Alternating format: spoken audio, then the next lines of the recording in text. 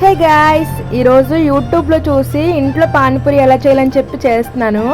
ఇదైతే normal simple process అనమాట. First అయితే గోధుమ పిండి కొంచెం బొంబాయి రవ్వ హాట్ వాటర్తో మనం చపాతీ ఎలా కలుపుకుంటామో అలా కలుపుకోవాలి. ఇంకా పక్కనే కుక్కర్లో బంగాళదుంపలు బఠానీ ఉడకబెట్టేసి ఇదైతే పానీపూరి వాటర్ అనమాట.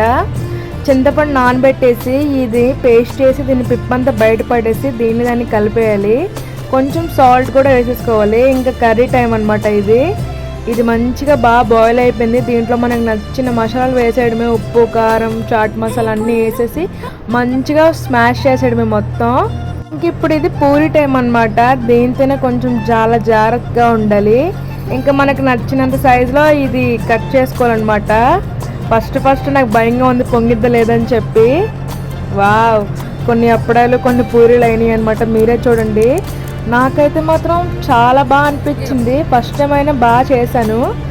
ఇంకా వాటర్ కొంచెం బాగా పులుపు ఎక్కువైపోయింది, కానీ టేస్ట్ అయితే మాత్రం సూపర్. అసలు కరెక్ట్ అంటుంది పూరి కూడా. మీరైతే మంచిగా లైక్ అండ్ సబ్స్క్రైబ్ చేయండి, అలాగే ట్రై చేయండి ఒకసారి. ఓకేనా, బాయ్.